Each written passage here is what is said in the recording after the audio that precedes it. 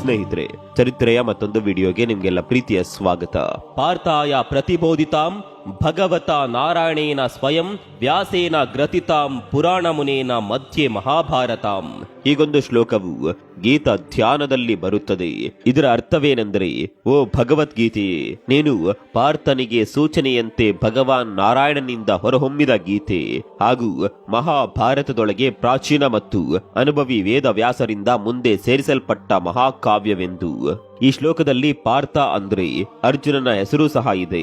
ಅವನ ಹೆಸರಿನ ಜೊತೆ ಶ್ರೀ ಮಹಾವಿಷ್ಣು ಹಾಗೂ ಶ್ರೀ ವ್ಯಾಸರ ಹೆಸರು ಸಹ ಇದೆ. ಭಗವದ್ಗೀತೆಯನ್ನ ಅರ್ಜುನನಿಗಾಗಿ ಬೋಧಿಸಲಾಯಿತು.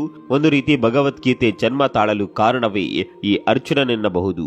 ಹಾಗಂತ ಇದು ಕೇವಲ ಅರ್ಜುನನಿಗೆ ಮಾತ್ರ ಅನ್ವಯಿಸುವಂತಹ ಗೀತೆಯಲ್ಲ, ಇದು ಎಲ್ಲರಿಗೂ ಸಹ ಸರ್ವ ಕಾಲಕ್ಕೂ ಸಹ ಪ್ರಸ್ತುತ. ಅರ್ಜುನನ ಹೆಸರನ್ನ ಕೇಳದವರೇ ಬಹುಶಃ ಅಪರೂಪ. ಮಹಾಭಾರತದಲ್ಲಿ ಬರುವ ಹಲವು ಮುಖ್ಯ ಹಾಗೂ ಗಂಭೀರ ಪಾತ್ರಗಳ ಪೈಕಿ ಅರ್ಜುನನ ಪಾತ್ರವೂ ಸಹ ಒಂದು. ಅರ್ಜುನನನ್ನ ದಶ ನಾಮಾಂಕಿತನೆನ್ನುತ್ತಾರೆ. ಮಹಾಭಾರತದ ಅತ್ಯಂತ ಪರಾಕ್ರಮಿ ಹಾಗೂ ಕಷ್ಟ ಸಹಿಷ್ಣು ಪಾತ್ರವೆಂದರೆ ಅದು ಅರ್ಜುನನದ್ದು. ಅವನಿಗಿದ್ದ ಹೆಸರುಗಳು ಹಲವು: ಕಿರೀಟಿ, ಫಲ್ಗುಣ, ಗಾಂಡೀವಿ, ಮಧ್ಯಮ ಪಾಂಡವ, ಪಾರ್ಥ, ಧನಂಜಯ, ವಿಜಯ, ಕೌಂತೆಯ, ಸವ್ಯಸಾಚಿ, ಶ್ವೇತವಾಹನ ಮುಂತಾದ ಹೆಸರುಗಳಿಂದ ಅರ್ಜುನನನ್ನ ಮಹಾಭಾರತವು ಉಲ್ಲೇಖಿಸುತ್ತದೆ. ಅರ್ಜುನನು ತಾನೆಷ್ಟು ವೀರನು ಅಷ್ಟೇ ಕಷ್ಟ ಸಹಿಷ್ಣುವೂ ಸಹ ಹೌದು. ಇಂದಿನ ಈ ವಿಡಿಯೋದಲ್ಲಿ ಮಧ್ಯಮ ಪಾಂಡವನಾದ ಅರ್ಜುನನ ಬದುಕಿನ ಕುರಿತಾದ ಹಲವು ಏಳು ಬೀಳುಗಳ ಬಗ್ಗೆ ಆಸಕ್ತಿಕರವಾಗಿ ತಿಳಿಯೋಣ ಬನ್ನಿ.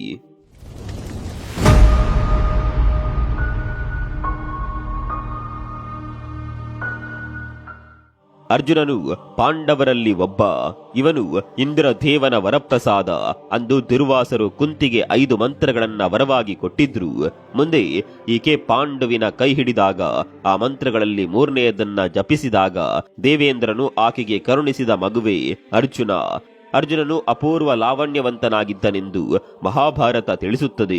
ಪಾಂಡವರಲ್ಲಿಯೇ ಇವನಷ್ಟು ಸ್ಫುರದ್ರೂಪಿ ಇನ್ನೊಬ್ಬ ಇರಲಿಲ್ಲ.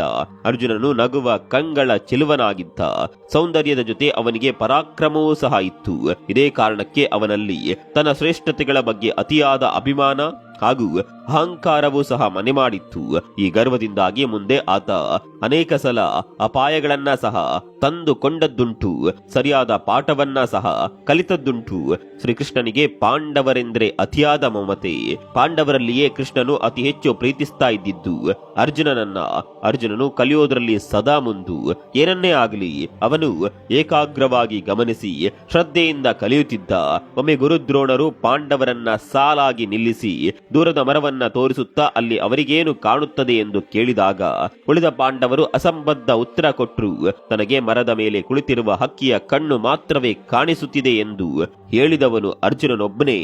ಇದೇ ಕಾರಣಕ್ಕೆ ಗುರು ದ್ರೋಣರ ಪ್ರಿಯ ಶಿಷ್ಯನಾಗಿ ಅರ್ಜುನ ಗುರುತಿಸಿಕೊಂಡ.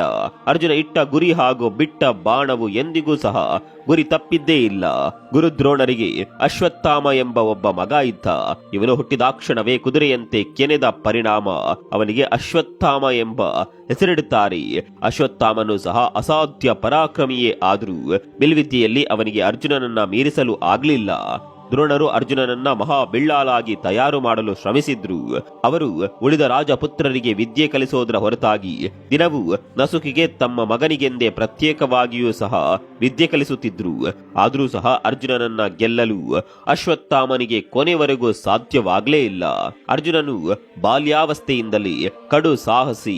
ಅವನೊಮ್ಮೆ ಅವನ ತಾಯಿಯ ಆಸೆಯಂತೆ ಗಜ ಗೌರಿ ವೃತಕ್ಕೆ ಬೇಕಾದ ಎಲ್ಲ ವಸ್ತುಗಳನ್ನ ಸಹ ದೇವಲೋಕದಿಂದಲೇ ತರಿಸಿಕೊಂಡಿದ್ದ ಘಟನೆಯೊಂದು ರೋಚಕವಾಗಿದೆ. ಈ ಪ್ರಸಂಗದ ಬಗ್ಗೆ ಹೇಳೋದಾದರೆ, ಪಾಂಡವ ಕುಮಾರರು ಇನ್ನು ತರುಣರಾಗಿದ್ದಾಗಿನ ಸಂದರ್ಭ. ಗಾಂಧಾರಿ ತನ್ನ ಗೌರಿ ವೃತಕ್ಕೆ ಎಲ್ಲರನ್ನ ಕರೆದು ತನ್ನನ್ನ ಕರೀಲಿಲ್ಲ ಎಂಬ ದುಃಖದಿಂದ ಕುಂತಿ ಕಣ್ಣೀರಿಡುವಾಗ ಸಂತೈಸುವ ಬಾಲಕ ಪಾರ್ಥನು ತಾನು ದೇವಲೋಕದಿಂದ ಇಂದ್ರನ ಸಹಾಯ ಪಡೆದು ಗೌರಿವೃತ ನಡೆಸಲು ತಾಯಿಗೆ ಸಹಕರಿಸುವುದಾಗಿ ಮಾತು ಕೊಡ್ತಾನೆ. ಕೂಡಲೇ ದೇವಲೋಕಕ್ಕೆ ಬಾಣ ಹೂಡಿ ತನ್ನ ತಾಯಿ ಮಾಡುವ ಗಜ ಗೌರಿ ವೃತಕ್ಕಾಗಿ ಬೇಕಾಗುವ ಕಾಮಧೇನು, ಐರಾವತ, ಬೋರಿಶ್ರವ ಇತ್ಯಾದಿಗಳನ್ನ ಕೂಡಲೇ ಪೂರೈಸುವಂತೆ ಇಂದ್ರನಲ್ಲಿ ಕೇಳುತ್ತಾನೆ. ಮಗನ ಶೌರ್ಯದಿಂದ ಇಂದ್ರನು ಹರ್ಷಿತನಾದರೂ ಸಹ ಅವುಗಳನ್ನ ಕಳಿಸಿಕೊಡಲು ಅಮರಾವತಿಯಿಂದ ಹಸ್ತಿನಾವತಿಗೆ ಸೋಪಾನ ನಿರ್ಮಿಸುವಂತೆ ಕೇಳಿಕೊಂಡಾಗ ದೇವಲೋಕದವರೆಗೆ ಬಾಣಗಳ ಮೆಟ್ಟಿಲನ್ನೇ ಅರ್ಜುನ ನಿರ್ಮಿಸ್ತಾನೆ. ಸುರಲೋಕಕ್ಕೆ ಸೋಪಾನ ನಿರ್ಮಿಸಿದ ಪಾರ್ಥನ ಕುರಿತಾದ ಮೊದಲ ಶೌರ್ಯದ ಪ್ರಸಂಗವಿದು. ಅಲ್ಲದೆ ಅರ್ಜುನನನ್ನೇ ಮೊದಲ ಶಬ್ದ ವೇದಿಯನ್ನಾಗಿ ರೂಪಿಸಬೇಕೆಂದು ಗುರು ದ್ರೋಣರು ಬಯಸಿದ್ರು. ಈ ಪ್ರಯತ್ನದಲ್ಲಿದ್ದಾಗಲೇ ಅವರಿಗೆ ಏಕಲವ್ಯ ಎದುರಾಗೋದು. ಹಾಗೆ ನೋಡಿದ್ರೆ ಬಿಲ್ವಿದ್ಯೆಯಲ್ಲಿ ಅರ್ಜುನನನ್ನ ಮೊಟ್ಟ ಮೊದಲ ಸಲ ಅತ್ಯಂತ ಸಮರ್ಥವಾಗಿ ಎದುರಿಸಿದ್ದೇ ಏಕಲವ್ಯ ಎನ್ನಬಹುದು.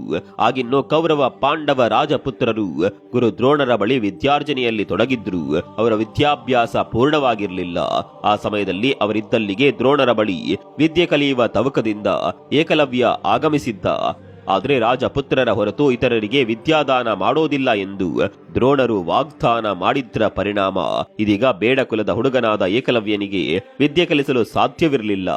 ಸಾಲದಕ್ಕೆ ಅದು ಶಾಸ್ತ್ರ ಸಮ್ಮತವೂ ಅಲ್ಲ. ಪಾಂಡವರು ಆತನನ್ನ ಜರಿಯುತ್ತಾರೆ. ಅದರಲ್ಲೂ ಅರ್ಜುನನು ಇದನ್ನ ಬಲವಾಗಿ ವಿರೋಧಿಸುತ್ತಾನೆ.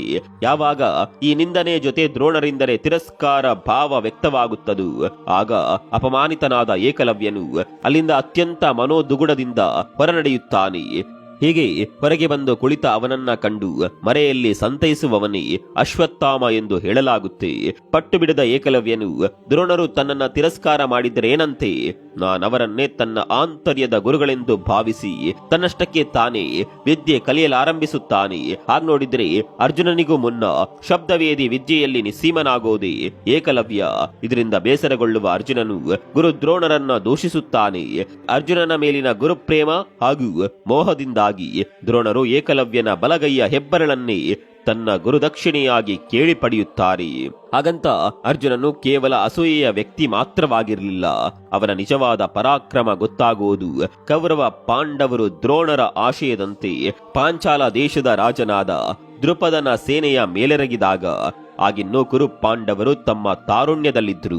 ವಿದ್ಯೆ ಕಲಿಸಿದ ದ್ರೋಣರಿಗೆ ಗುರುದಕ್ಷಿಣೆಯಾಗಿ ತಾವೇನಾದರೂ ಕೊಡ್ಲೇಬೇಕೆಂದು ಈ ರಾಜಪುತ್ರರು ನಿರ್ಧರಿಸಿದಾಗ ಅವರ ಬಲವಂತಕ್ಕಾಗಿ ದ್ರೋಣರು ರಾಜ ದ್ರುಪದನನ್ನ ಆತ ಈ ಹಿಂದೆ ತಮಗೆ ಮಾಡಿದ್ದ ಅಪಮಾನದ ದೆಸೆಯಿಂದಾಗಿ ಅವನ ಮೇಲೆರಗಿ ಅವನನ್ನ ತನ್ನ ಕಾಲ ಬಳಿ ಕೆಡವುವಂತೆ ಆದೇಶಿಸುತ್ತಾರೆ. ಹೀಗೆ ಮಾಡಿದ್ರಾದರೆ ಇದೇ ನೀವು ನನಗೆ ಕೊಡಬಹುದಾದ ಅತ್ಯಂತ ದೊಡ್ಡ ಗುರು ದಕ್ಷಿಣೆ ಎಂದೂ ಸಹ ದ್ರೋಣರು ತಿಳಿಸುತ್ತಾರೆ. ಆಗ ಪಾಂಡವ ಕೌರವರು ಗುರುವಿನ ಅಣತಿಯಂತೆ ಪಾಂಚಾಲಕ್ಕೆ ಹೊರಡುತ್ತಾರೆ. ದೃಪದನ ಸೇನೆಯ ಪ್ರತಿದಾಳಿಯಿಂದಾಗಿ ಕೌರವನ ಸೇನೆ ನೆಲ ಕಚ್ಚುವಂತಾದರೂ ಸಹ ಅರ್ಜುನನ ಶೌರ್ಯ ಸಾಹಸದ ಬಲದಿಂದಾಗಿ ದೃಪದನ ಸೇನೆ ತತ್ತರಿಸುತ್ತದೆ. ಯುವಕನಾದ ಅರ್ಜುನನು ರಾಜ ದೃಪದನ ಸೇನೆಯನ್ನ ಸೋಲಿಸಿ ದೃಪದನ ಹೆಡೆಮುರಿ ಕಟ್ಟಿ ಗುರು ದ್ರೋಣರ ಪಾದಕ್ಕೆ ಕೆಡವುತ್ತಾನೆ. ಈ ಮೂಲಕ ದ್ರೋಣರ ಹಳೆಯ ವೈಷಮ್ಯದ ಪ್ರತೀಕಾರವು ಈಡೇರಿದ್ರೂ ಸಹ ದೃಪದನು ಅವರ ನಾಶದ ಸೇಡನ್ನಿರಿಸಿಕೊಳ್ಳಬೇಕಾಯಿತು.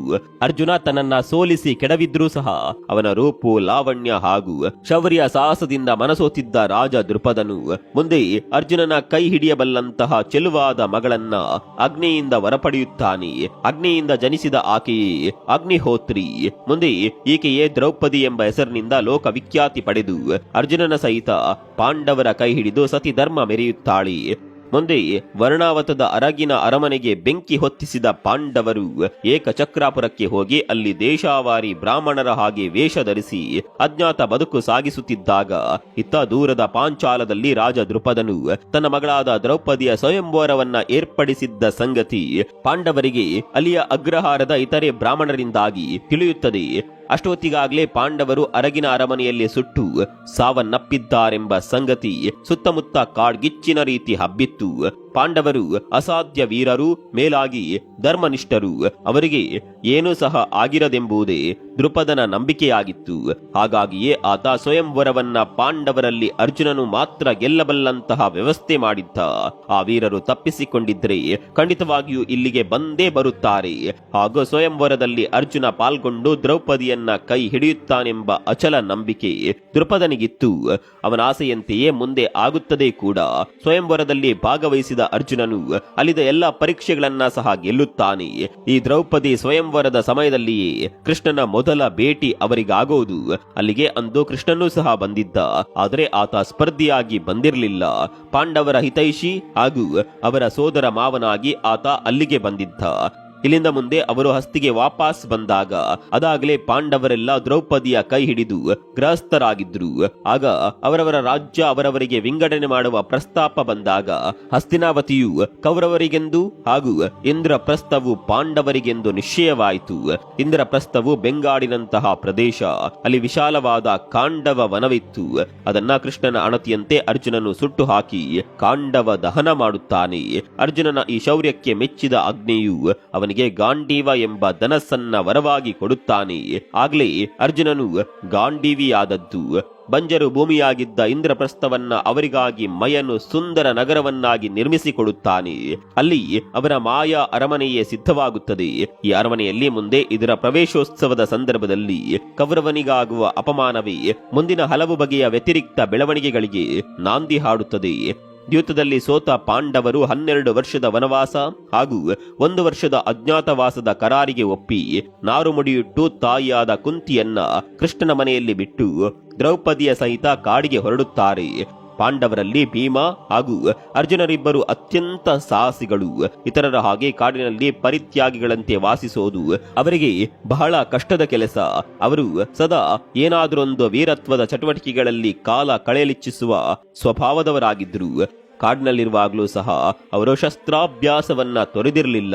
ಕಾಡಿನಲ್ಲಿ ವೇದನೆ ಪಡುತ್ತಿರುವ ಪಾಂಡವರ ಕಷ್ಟವನ್ನ ಕಣ್ಣಾರೆ ಕಂಡುಬರುವ ವಿಕೃತ ಹಂಬಲದಿಂದಾಗಿ ಕೌರವ, ದುಶ್ಯಾಸನ ಹಾಗೂ ಕರ್ಣ ಮುಂತಾದವರು ಪಾಂಡವರಿದ್ದಲ್ಲಿಗೆ ಬಂದು ಅಲ್ಲಿಯ ಗಂಧರ್ವರೊಡನೆ ಕಲಹಕ್ಕಿಳಿದು ತೊಂದರೆಗೆ ಸಿಲುಕಿದಾಗ ಅವರನ್ನ ಅರ್ಜುನನೇ ಗಂಧರ್ವರಿಂದ ಪಾರು ಮಾಡುತ್ತಾನೆ.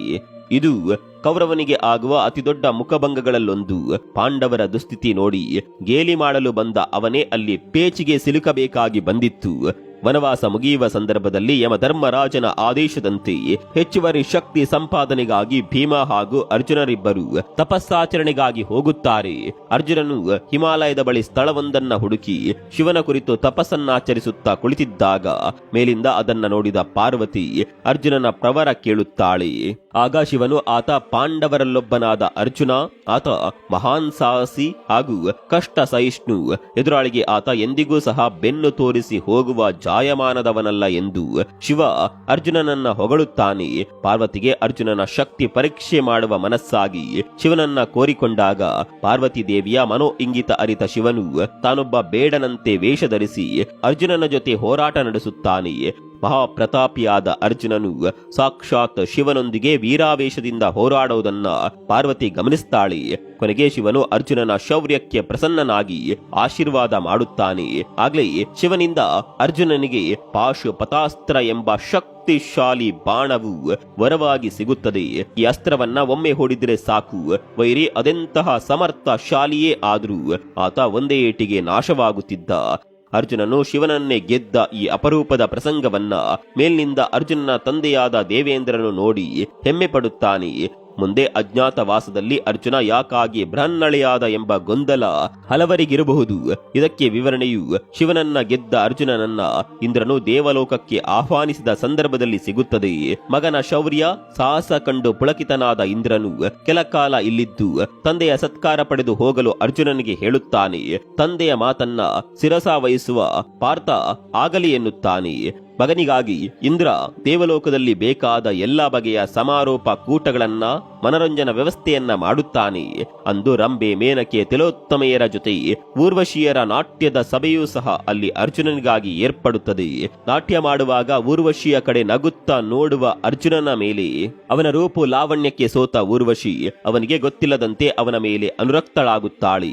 ಈ ವಿಷಯವನ್ನಾಕೆ ಇಂದ್ರನಿಗೆ ತಿಳಿಸಿದಾಗ ಅವಳ ಮನೋ ಇಂಗಿತ ಅರಿತ ಇಂದ್ರನು ಆ ರಾತ್ರಿಯ ഇരുಳು ಸೇವೆಗಾಗಿ ಅವಳನ್ನ ಅರ್ಜುನನಿದ್ದಲ್ಲಿಗೆ ಬಿಡುತ್ತಾನೆ. ಆದರೆ ಅರ್ಜುನನಲ್ಲಿ ಊರ್ವಶಿಯ ಬಗ್ಗೆ ಅಂತಹ ಯಾವುದೇ ಮೋಹ ಇರಲಿಲ್ಲ. ಕಾರಣ ಅರ್ಜುನನು ರಸಿಕನೇ ಆದ್ರೂ ಊರ್ವಶಿ ತನ್ನ ತಂದೆಯ ಜೊತೆ ಇದ್ದ ಕಾರಣ ಆಕೆಗೆ ಆತ ಮಾತೃ ಸ್ಥಾನ ನೀಡಿದ್ದ. ಊರ್ವಶಿಗೂ ಸಹ ಇದನ್ನೇ ಆತ ಅಂದು ಹೇಳಿದಾಗ ಅವನ ತಿರಸ್ಕಾರದಿಂದ ಪೆಚ್ಚಾದ ಊರ್ವಶಿ ಕೋಪದಿಂದ ಅವನಿಗೆ ಶಾಪ ಹಾಕುತ್ತಾಳೆ. ಬಳಿಗೆ ಬಂದ ಹೆಣ್ಣನ್ನ ಮೆಚ್ಚಿಸಲಾಗದ ನೀನು 1 ವರ್ಷದವರೆಗೂ ಅನಂಗನಾಗಿ ಹೋಗು ಎಂಬುದಾಗಿ. ಅದರ ಪರಿಣಾಮವೇ ಆತ ಮುಂದಿನ ಅಜ್ಞಾತವಾಸದ 1 ವರ್ಷ ಬ್ರಹ್ಮಣಳೆಯಾಗಿ ಜೀವಿಸಿದ್ದು. ಊರ್ವಶಿಯ ಶಾಪವನ್ನ ಆತ ತಾಯಿ ಕೊಡುವ ಶಿಕ್ಷೆ ಎಂದೇ ಭಾವಿಸಿ ಸ್ವೀಕರಿಸಿದ. ಅಜ್ಞಾತವಾಸದಲ್ಲಿ ಪಾಂಡವರೆಲ್ಲರೂ ಸಹ ಒಂದೊಂದು ವೇಷದಲ್ಲಿ ವಿರಾಟರಾಜನ ಆಸ್ಥಾನದಲ್ಲಿದ್ರು. ಅವರು ಅಷ್ಟು ಸಾಹಸಿಗಳಾದರೂ ಸಹ ಈ ರೀತಿಯ ಬದುಕನ್ನ ಅವರಿಗೆ ನಿರಾಕರಿಸಲಾಗ್ಲಿಲ್ಲ.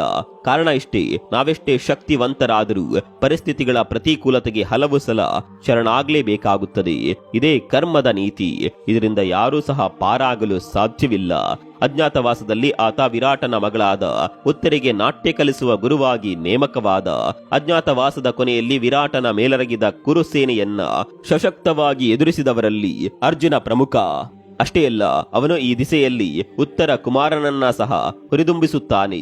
ಬ್ರಹ್ಮಣಳಿಯೇ ಪಾಂಡವರಲ್ಲೊಬ್ಬನಾದ ಪಾರ್ಥನೆಂದು ತಿಳಿದಾಗ ಉತ್ತರ ಕುಮಾರ ಭಾವುಕನಾಗುತ್ತಾನೆ. ಇಂದ್ರಪ್ರಸ್ಥದ ಸಾಮ್ರಾಜ್ಯಪತಿಗಳಾಗಬೇಕಿದ್ದ ಪಾಂಡವರು ಈ ರೀತಿ ತನ್ನ ಮನೆಯಲ್ಲಿ ಜೀತದಾಳುಗಳಂತೆ ಇದ್ದುದಕ್ಕೆ ವಿರಾಟನು ತೀವ್ರವಾಗಿ ದುಃಖಿಸುತ್ತಾನೆ. ತನ್ನ ಮಗಳಾದ ಉತ್ತರೆಯನ್ನ ಅರ್ಜುನನಿಗೆ ವಿವಾಹ ಮಾಡಬಯಸುವ ವಿರಾಟನಿಗೆ ಅರ್ಜುನನು ತಡೆದು, ಉತ್ತರೆ ತನಗೆ ಮಗಳ ಸಮಾನ, ನನ್ನ ಮಗನಾದ ಅಭಿಮನ್ಯುವಿಗೆ ಉತ್ತರೆ ತಕ್ಕ ಹೆಣ್ಣು ಎಂದು ಮಗನ ಮದುವೆಯನ್ನ ಉತ್ತರೆಯ ಜೊತೆ ನೆರವೇರಿಸುತ್ತಾನೆ. ಕೃಷ್ಣಾರ್ಜುನರ ನೆಂಟಸ್ತಿಕೆ ಹಾಗೂ ಅವರ ನಡುವಿದ್ದ ಆ ಅಪೂರ್ವ ನಂಟಿನ ಬಗ್ಗೆ ಹೊಸದಾಗಿ ಹೇಳುವ ಅಗತ್ಯವೇನಿಲ್ಲ. ಪಾಂಡವರಲ್ಲೆಲ್ಲ ಕೃಷ್ಣ ಅತಿಯಾಗಿ ಪ್ರೀತಿಸ್ತಾ ಇದ್ದಿದ್ದು ಪಾರ್ಥನನ್ನೇ. ಅದಕ್ಕೆ ಸಾಕ್ಷಿ ಎನ್ನುವ ಹಾಗೆ ತನ್ನ ತಂಗಿಯಾದ ಸುಭದ್ರೆಯನ್ನ ಆತ ಅರ್ಜುನನಿಗೆ ಕೊಟ್ಟು ಮದುವೆ ಮಾಡಿಸುತ್ತಾನೆ. ಅರ್ಜುನನಿಂದ ಸುಭದ್ರೆಗೆ ಜನಿಸಿದವನೇ ಅಭಿಮನ್ಯು. ಇದೆಲ್ಲ ಆಗಿ ಮುಂದೆ ಕೃಷ್ಣ ಸಂಧಾನವೂ ಸಹ ಸೋತಾಗ ಯುದ್ಧವೇ ಅಂತಿಮ ಎಂದು ಘೋಷಿತವಾಗುತ್ತದೆ. ಕೌರವನು ಕೃಷ್ಣನ ಯಾದವ ಸೇನೆಗೆ ಆಸೆ ಪಟ್ಟರೆ ಅರ್ಜುನನು ಕೃಷ್ಣನ ಸಾನ್ನಿಧ್ಯದ ಹೊರತಾಗಿ ತನಗೇನೂ ಸಹ ಬೇಡವೆನ್ನುತ್ತಾನೆ. ಕೃಷ್ಣನೊಬ್ಬ ತನ್ನ ಜೊತೆ ಇದ್ರೆ ಇಡೀ ಬ್ರಹ್ಮಾಂಡವನ್ನೇ ತಾನೆದುರಿಸಬಲ್ಲೆ ಎಂಬ ಉದ್ವೇಗ ಆತನಲ್ಲಿತ್ತು. ಇನ್ನು ರಣಾಂಗಣದಲ್ಲಿ ಯುದ್ಧದ ಮೊದಲ ದಿನ ಎದುರಾಳಿಯ ಸೇನೆಯನ್ನ ನೋಡಿ ಕಂಗಾಲಾಗಿ ತನ್ನವರನ್ನೇ ವಧಿಸಬೇಕಲ್ಲ ಎಂಬ ಭಾವೋತ್ಕರ್ಷಕ್ಕೆ ಸಿಲುಕಿ ಈ ಯುದ್ಧವೇ ತನಗೆ ಬೇಡವೆಂದು ಶರಣಾಗುವ ಅರ್ಜುನನಿಗೆ ಕೃಷ್ಣನು ಸುದೀರ್ಘವಾದ ಭಗವದ್ಗೀತೆಯನ್ನ ಬೋಧಿಸಿ ಅವನ ಕರ್ತವ್ಯದ ಮನದಟ್ಟು ಮಾಡಿಕೊಡುತ್ತಾನೆ. ಕೃಷ್ಣನ ಮಾತುಗಳಿಂದ ಅರ್ಜುನನಿಗೆ ಜ್ಞಾನೋದಯವಾಗುತ್ತದೆ. ಅವನು ಮುಂದಿನ 18 ದಿನಗಳ ಕಾಲ ಕುರುಕ್ಷೇತ್ರದಲ್ಲಿ ವೀರಾವೇಶದಿಂದ ಹೋರಾಡುತ್ತಾನೆ. ಯುದ್ಧದಲ್ಲಿ ಅವನು ಭೀಷ್ಮ, ಕರ್ಣ, ಜಯದ್ರಥ, ದ್ರೋಣ ಮುಂತಾದವರ ಜೊತೆ ನಡೆಸುವ ಹೋರಾಟ ರೋಚಕವಾದದ್ದು. ಕುರುಕ್ಷೇತ್ರದಲ್ಲಿ ತನ್ನ ಮಗನ ಸಾವಿಗೆ ಅರ್ಜುನನು ತೀರಿಸಿಕೊಳ್ಳುವ ಸೇಡು ಆ ದಿಸೆಯಲ್ಲಿ ಪ್ರಮುಖವಾದದ್ದು. ಅಂದು ಚಕ್ರವ್ಯೂಹ ಭೇದಿಸಿ ಒಳಹೊಕ್ಕ ಅಭಿಮನ್ಯುವು ಕೊನೆಯ ಉಸಿರಿನ ತನಕ ವೀರತ್ವದಿಂದಲೇ ಹೋರಾಟ ನಡೆಸಿದ. ಆದರೂ ಸಹ ಅವರನ್ನ ಸುತ್ತುವರಿದ 7 ಮಹಾರಸಿಕರು ಸಾವಿನಂಚಿಗೆ ದೋಡಿದ್ರು. ಅಭಿಮನ್ಯುವಿನ ಸಾವಿನಲ್ಲಿ ಕರ್ಣನ ಪಾತ್ರವೂ ಸಹ ಇದೆ. ಅಭಿಮನ್ಯುವಿನ ಸಾವು ಸಹ ಕೃಷ್ಣನಿಂದಲೇ ಪೂರ್ವ ನಿರ್ಧರಿತವಾಗಿತ್ತು ಹಾಗೂ ಅದು ಈ ಒಂದು ಯುದ್ಧದಲ್ಲಿ ಪಾಂಡವರು ಗೆಲ್ಲಲು ಅಗತ್ಯವಾಗಿ ಬೇಕಿತ್ತೆಂದು ಸಹ ಹೇಳಲಾಗುತ್ತೆ. ಅಭಿಮನ್ಯುವಿನ ಸಾವಿನಿಂದ ಆಸ್ಫೋಟಗೊಳ್ಳುವ ಅರ್ಜುನನು ಅದೇ ಆಕ್ರೋಶದಿಂದ ಕೌರವರನ್ನ ಸಂಪೂರ್ಣ ನಾಮಾವಶೇಷ ಮಾಡಲು ಅವನನ್ನ ಕೃಷ್ಣನೇ ಈ ನಿಟ್ಟಿನಲ್ಲಿ ತಯಾರು ಮಾಡಿದ್ದ. ಕರ್ಣಾರ್ಜುನರ ಯುದ್ಧದಲ್ಲೂ ಸಹ ಕೃಷ್ಣನ ಯೋಜನೆಯಂತೆ ಕರ್ಣ ಬಲಿಯಾಗಬೇಕಾಯಿತು. ಬಿಲ್ವಿದ್ಯೆಯಲ್ಲಿ ಕರ್ಣನು ಅರ್ಜುನನಿಗಿಂತಲೂ 1 ತೂಕ ಹೆಚ್ಚಿದ್ದ. ಬಹುಶಃ ಇದೇ ಕಾರಣಕ್ಕೆ ಕೃಷ್ಣ ಕರ್ಣನ ಅವಸಾನಕ್ಕೂ ಸಹ ತಾನು ಕಾರಣನಾದನೆನ್ನಬಹುದು. ಯುದ್ಧ ಮುಗಿದ ನಂತರ ಪಾಂಡವರೇ ಹಸ್ತಿನಾವತಿಯ ಅರಸರಾದರೂ ಯುದ್ಧ ಮುಗಿದ ನಂತರವೂ ಸಹ ಒಂದಷ್ಟು ಮಾತ್ರ ಘಟನೆಗಳು ಅವರ ಬದುಕಿನಲ್ಲಿ ನಡೆಯುತ್ತದೆ. ಅದರಲ್ಲೊಂದು ಶ್ರೀಕೃಷ್ಣ ಗಾರುಡಿ. ಈ ಕುರಿತು ಹಲವರು ಕೇಳಿರಬಹುದು. ಅರ್ಜುನನು ಅಸಾಧ್ಯ ವೀರನೇ ಆದರೂ ಸಹ ಅವನಲ್ಲಿ ಬೇಡದ ಅಹಂಕಾರ ಹಾಗೂ ಅಸೂಯಪರ ವ್ಯಕ್ತಿತ್ವ ನೆಲೆಯಾಗಿತ್ತು. ಕೃಷ್ಣನಿಗೆ ಇದು ಮೊದಲೇ ಗೊತ್ತಿದ್ದ ಸಂಗತಿ. ಅವನು ಅರ್ಜುನನಲ್ಲಿದ್ದ ಈ ವ್ಯತಿರಿಕ್ತ ಸ್ವಭಾವವನ್ನ ಹೋಗಲಾಡಿಸಲು ಸಾಕಷ್ಟು ಪ್ರಯತ್ನ ಪಟ್ಟರೂ ಸಹ ಜನ್ಮಸಹಜ ಗುಣವಾಗಿ ಅದು ಅರ್ಜುನನಲ್ಲಿ ಬೆಳೆದು ಬಂದಿದ್ರಿಂದ ಕೃಷ್ಣನಿಗೆ ಸಂಪೂರ್ಣವಾಗಿ ಅದನ್ನ ಅರ್ಜುನನಿಂದ ತೆಗೆದು ಹಾಕಲಾಗ್ಲಿಲ್ಲ. ಇದರ ಪರಿಣಾಮವಾಗಿ ಹಲವು ಸಲ ಅರ್ಜುನನಿಗೆ ಮುಖಭಂಗವಾದದ್ದುಂಟು ಹಾಗೂ ಕೃಷ್ಣನಿಗೂ ಅವನಿಗೂ ಮನಸ್ತಾಪ ಸಹ ಆದದ್ದಿದೆ. ಇದಕ್ಕೊಂದು ಸೂಕ್ತ ಉದಾಹರಣೆಯೇ ಶ್ರೀಕೃಷ್ಣ ಗಾರುಡಿ. ಇಲ್ಲಿ ಭೀಮಾರ್ಜುನರಿಗೆ ಪಾಠ ಕಲಿಸುವ ಸಲುವಾಗಿ ಕೃಷ್ಣ ತಾನು ಗಾರುಡಿಗ ಅಥವಾ ಮಾಂತ್ರಿಕನಾಗಿ ವೇಷ ಧರಿಸಿ ಬರುತ್ತಾನೆ. ಯುದ್ಧದ ಬಳಿಕ ಪಾಂಡವರಿಗೆ ಆಸ್ಥಾನಿಕ ಹುದ್ದೆಗಳನ್ನ ನೀಡುವ ತೀರ್ಮಾನವಾದಾಗ ಬೇಕಂತಲೇ ಕೃಷ್ಣನು ಭೀಮಾರ್ಜುನರಿಬ್ಬರಿಗೂ ಕ್ರಮವಾಗಿ ಕುದುರೆ ಲಾಯದ ಹಾಗೂ ಸೇನೆಯ ಉಸ್ತುವಾರಿಯಂತಹ ಕೆಳವರ್ಗದ ಹುದ್ದೆಗಳನ್ನ ಕೊಟ್ಟಾಗ ಅವಮಾನಿತರಾದ ಅವರಿಬ್ಬರೂ ಸಹ ದೂರ ಉಳಿದು ಕೃಷ್ಣನ ವಿರುದ್ಧ ಯುದ್ಧ ಸಾರುತ್ತಾರೆ. ಇದೆಲ್ಲವೂ ಕೃಷ್ಣನ ಮಾಯೆ. ಕಡೆಗೆ ಎಲ್ಲ ಸರಿ ಹೋಗುತ್ತೆ. ಈ ಪ್ರಸಂಗಕ್ಕೆ ಶ್ರೀಕೃಷ್ಣ ಗಾರುಡಿ ಎಂದು ಹಿರಿಯರು ಕರೆಯುತ್ತಾರೆ. ಇಲ್ಲಿ ತಮಗಿಂತಲೂ ಶ್ರೇಷ್ಠ ಹುದ್ದೆಗಳನ್ನ ಸಣ್ಣವರಾದ ನಕುಲ ಸಹದೇವರಿಗೆ ಕೊಟ್ಟ ಕೃಷ್ಣನ ಈ ಭೇದ ನೀತಿಗೆ ಭೀಮಾರ್ಜುನರು ಕೆಂಡವಾಗುತ್ತಾರೆ. ಕುರುಕ್ಷೇತ್ರದ ಗೆಲುವಿಗೆ ರಕ್ತ ಸುರಿಸಿದವರು ನಾವು, ಆದರೆ ನಮಗಿಂತ ಸಣ್ಣವರಾದ ನಕುಲ ಸಹದೇವರಿಗೆ ಮಂತ್ರಿಗಳ ಸ್ಥಾನ ನೀಡಿದ ಕೃಷ್ಣನ ವಿರುದ್ಧ ಭೀಮಾರ್ಜುನರು ಯುದ್ಧಕ್ಕೆ ನಿಲ್ಲುತ್ತಾರೆ. ಅರ್ಜುನನಲ್ಲಿದ್ದ ಸಹಜ ಗುಣವಾದ ಅಹಂಕಾರವನ್ನ ಕೃಷ್ಣನು ತಿದ್ದಲು ಸಹಕರಿಸಿದ ಇನ್ನೊಂದು ಘಟನೆ ಸಹ ಇದೆ. ಒಮ್ಮೆ ಅರ್ಜುನ ಹಾಗೂ ಆಂಜನೇಯ ಈ ಇಬ್ಬರಿಗೂ ಕೂಡ ತಾವೇ ಶಕ್ತಿವಂತರೆಂಬ ಅಹಂಕಾರ ತಲೆದೂರಿತು. ಅವರವರಲ್ಲಿಯೇ ತಾನೇ ಶ್ರೇಷ್ಠ ಎಂಬ ಚರ್ಚೆ ಬಂದಾಗ, ನಾನು ಬಾಣಗಳ ಸೇತುವೆ ನಿರ್ಮಿಸುವೆ, ಅದನ್ನ ನೀನು ಮುರಿದು ಹಾಕು ನೋಡುವ, ನೀನು ಹಾಗ್ ಮಾಡಿದ್ರೆ ನಾನು ಸೋಲನ್ನೊಪ್ಪಿಕೊಂಡು ಚಿತಾಪ್ರವೇಶ ಮಾಡಿ ಪ್ರಾಣ ಬಿಡುವೆ ಎಂದು ಅರ್ಜುನನು ಹನುಮಂತನಿಗೂ ಸಹ ಸವಾಲು ಹಾಕುತ್ತಾನೆ. ಅದನ್ನ ಹನುಮಂತನು ಮುಗುಳ್ನಕ್ಕು ಸ್ವೀಕರಿಸುತ್ತಾನೆ. ಅದರಂತೆ ಅರ್ಜುನ ಬಾಣಗಳ ಸೇತುವೆಯನ್ನೇ ನಿರ್ಮಿಸಿದಾಗ ಆಂಜನೇಯ ಅದರ ಮೇಲೆ 2 ಹೆಜ್ಜೆ ಇಡಲು ಆ ಇಡೀ ಸೇತುವೆಯೇ ಅವನ ಶಕ್ತಿಗೆ ಕುಸಿದು ಮುರಿಯುತ್ತದೆ. ಮಾತಿನಂತೆ ಸೋತ ಅರ್ಜುನನೀಗ ಚಿತೆಗೆ ಹಾರಲು ಮುಂದಾದಾಗ ಅಲ್ಲಿ ಪ್ರವೇಶಿಸುವ ಕೃಷ್ಣನು ಎಲ್ಲ ತಿಳಿದಿದ್ರೂ ಸಹ ಏನಾಯಿತೆಂದು ಕೇಳುತ್ತಾನೆ.